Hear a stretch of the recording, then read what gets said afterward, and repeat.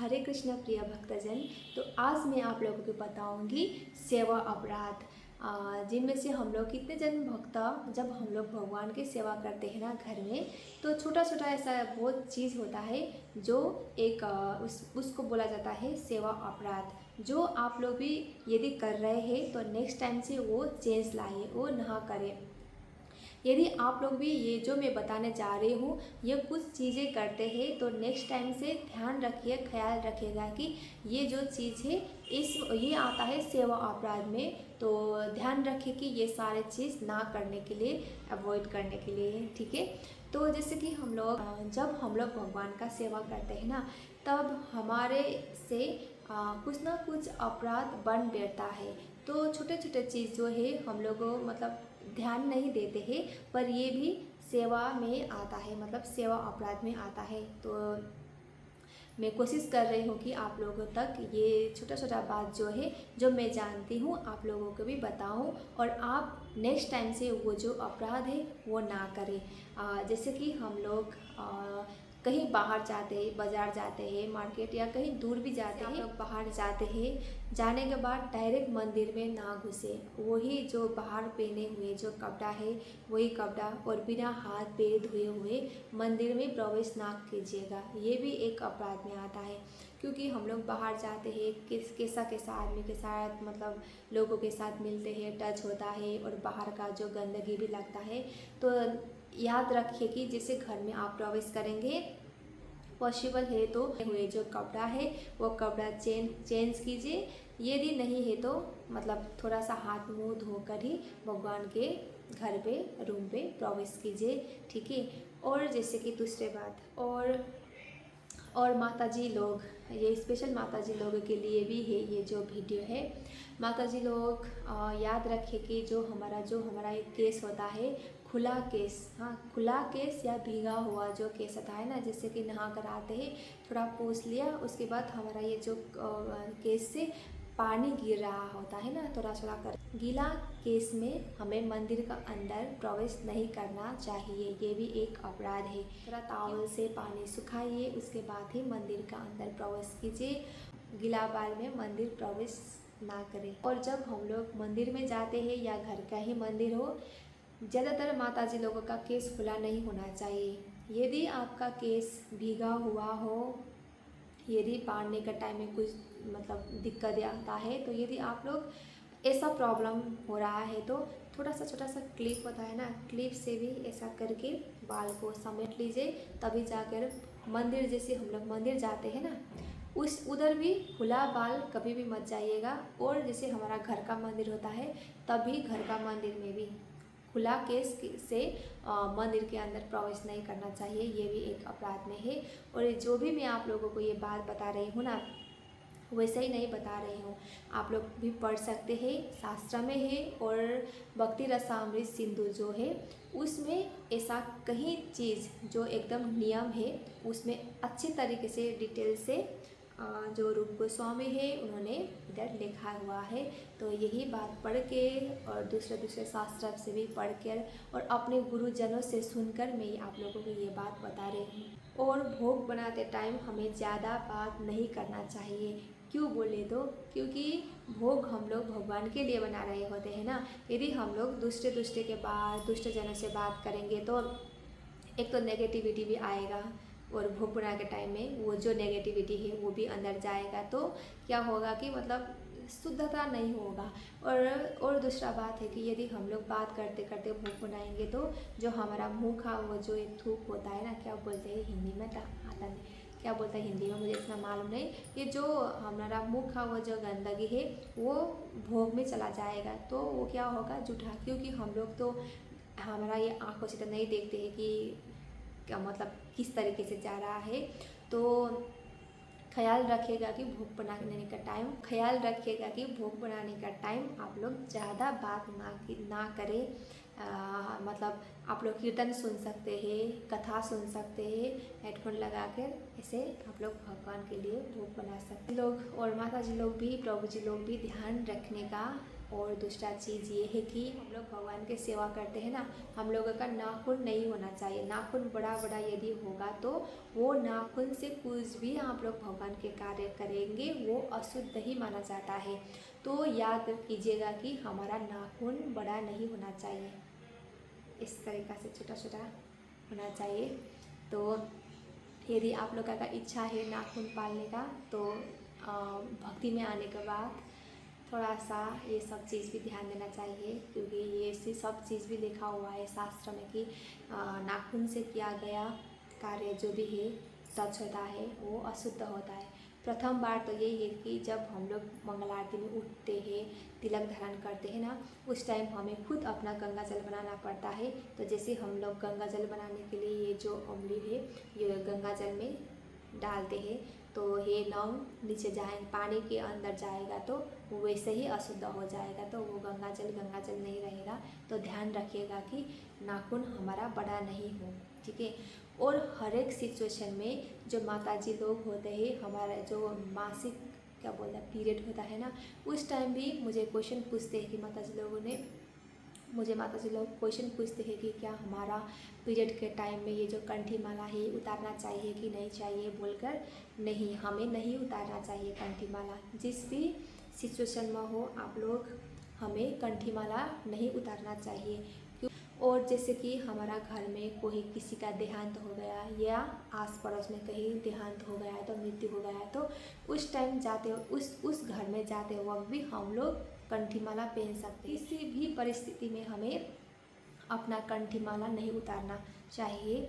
और रही बात तिलक धारण करना चाहिए कि नहीं चाहिए, हाँ, हमें पीरियड के टाइम में भी तिलक धारण कर सकते हैं, चैंटिंग कर सकते हैं, ठीक है। और जो किसी का घर में मृत्यु हो गया है तो उसका घर में भी हमें अपना जो चैंटिंग बैग है वो लेकर जा सकते हैं। और जैसे ही अपना घर में आ जाइएगा थोड़ा सा गंगा जल से शुद्ध कर लीजिएगा और फिर चैंटिंग स्टार्ट कर सकते हैं आप लोग। और हमारे मतलब ये होता है ना, किसी का देहांत हो गया है तो उसके घर में मतलब पूजा ऐसा नहीं होगा बोलने के डर से हम लोग अपना जो चैंटिंग बैग है वो भी लेकर नहीं जाएंगे ना, ऐसा मत कीजिए। मतलब ट्राई कीजिए कि चैंटिंग बैग लेकर जाने के लिए, क्योंकि जो आदमी जो मर गया है वो तो मर गया है ना, वो तो उसका तो देहांत हो चुका है। और मतलब आप लोग ट्राई कीजिए कि उसका नाम में भी उधर उसी स्थान में जाकर एक माला करने के लिए, ठीक है। तो इसीलिए हमें हमारा चैंटिंग बैग नहीं छोड़ना चाहिए। चैंटिंग हर जगह भी हम लोग कर सकते हैं। टॉयलेट बाथरूम के अलावा हम हर एक स्थिति में, हर एक परिस्थिति में, हर देश में, हर कोना में जाकर हम लोग माला कर सकते हैं। हमें यही ज्ञान चैतन्य महाप्रभु ने भी दिया है। और दूसरा बात भी मुझे पूछते हैं माताजी लोग कि हमें क्या भगवान को भोग 3 बार 4 बार ही लगाना चाहिए ऐसा करके। हाँ, आप लोगों का समय अनुसार जितना टाइम होगा, जितना बार आप भगवान को भोग लगा सकते हैं लगाइए, क्योंकि हम मनुष्य है ना, हम इतना खाने से हमारा पेट भर जाता है। पर भगवान तो भगवान है ना, हम जितने बार भी भगवान को भोग अर्पण कर सकते हैं। तो यही है, क्योंकि मंदिर में तो कितना बार लगाते हैं भगवान भोग, 8 बार लगाते हैं, पर हम घर में 3 बार 4 बार, ज़्यादा से ज़्यादा 5 बार होता है। इससे अधिक भी यदि आप लोग का इच्छा है कि भगवान को भोग लगाने के लिए, तो आप लोग भगवान को किसी भी समय भगवान को भोग लगा सकते हैं। पर यदि भगवान विश्राम कर रहे हैं उस टाइम नहीं लगा, भगवान को आप लोग जगाएंगे, उसके बाद आप लोग भगवान को भोग लगा सकते हैं। और एकदम ही ध्यान में देने वाला चीज़ ये है कि हम लोग जल्दी में क्या करते हैं, जल्दबाजी में, कि बाहर का चीज़ जो मिठाइयाँ है ऐसा यूट्यूब में तो देखने के भी मिलते हैं, मतलब किटकैट, चिप्स और बिस्किट वगैरह बाहर के बना हुआ चीज़ लाकर भगवान को भोग देंगे ना, ये एकदम ही गलत है। भगवान को भोग मतलब जो हम अपने घरों में बनाते हैं ना, वो चीज़ भगवान को भोग लगाते हैं। मतलब इसमें फिर आप लोग पूछ सकते हैं दूध दही घी मतलब हनी, ये सब चीज़ 5-6 चीज़ है जो दूध से बना हुआ चीज़, उसमें अपराध नहीं लगेगा, ठीक है। तो इसीलिए बाहर से बना हुआ मिठाई हो, चाहे चॉकलेट हो, बिस्किट है, ये सब चीज़ भगवान को भोग ना लगाएं। अपना घर में जो बनता है वो ही लगाएं, आलसी मत कीजिएगा। हाँ, अच्छे अच्छे से भगवान को भोग लगाने की कोशिश कीजिएगा, ठीक है। तो यही बात भी है। आप लोग देख सकते हैं ना, रील्स में किट कैट लगा रहा है, चॉकलेट लगा रहा है, क्या क्या हो रहा ना, ऐसा नहीं। और दूसरा बात है, आपके घर में भगवान है, लड्डू गोपाल है, जो भी है, उनको मतलब देखती हूँ कि मैं बास्केट में लेकर मंदिर आता है, बाहर भी लेकर जाता है, ठीक है। ये आपका भाव है ना, जिस तरीके से भगवान को आप रखेंगे, भगवान तो भगवान है, आपका भाव समझते। पर ये भी एक अपराध में ही आता है, क्योंकि देखिए हम लोग टोटो में आते हैं, मतलब कितना कितना जन होता है, हाँ, उनको मतलब टच होता है, कैसे कैसे स्थान में हम लोग बैठते हैं।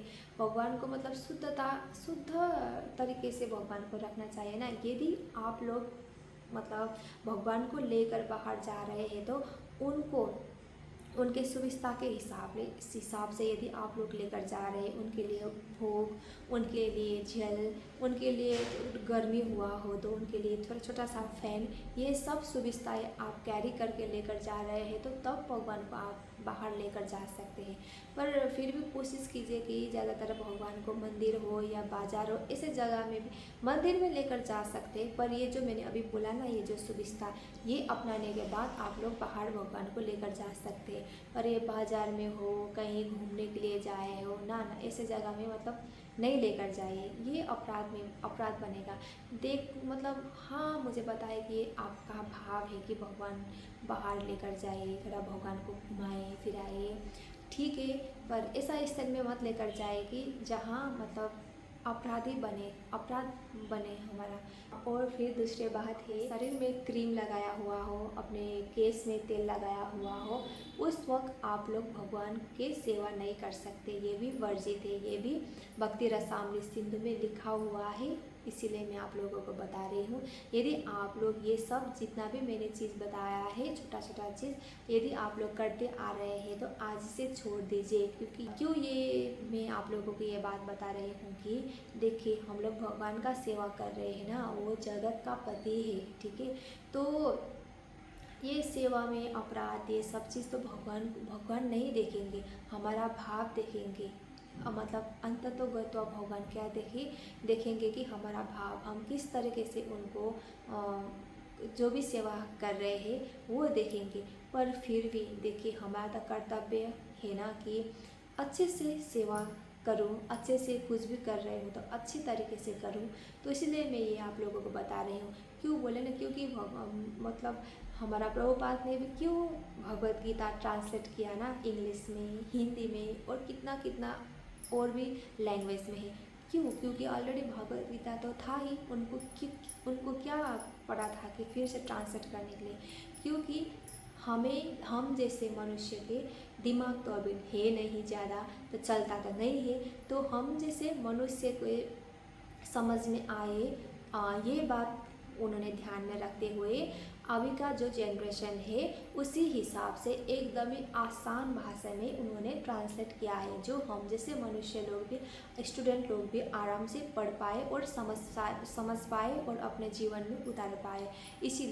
इसीलिए हमें शास्त्र का अध्ययन करना चाहिए, और शास्त्र का अध्ययन करने के बाद हमें जब ज्ञान होता है वो अपने जीवन में उतारना चाहिए। और जब जीवन में उतरने के बाद क्या होगा कि हम वो जो जीवन में उतारने के बाद हम वो चीज़ सेवा में अपना सके।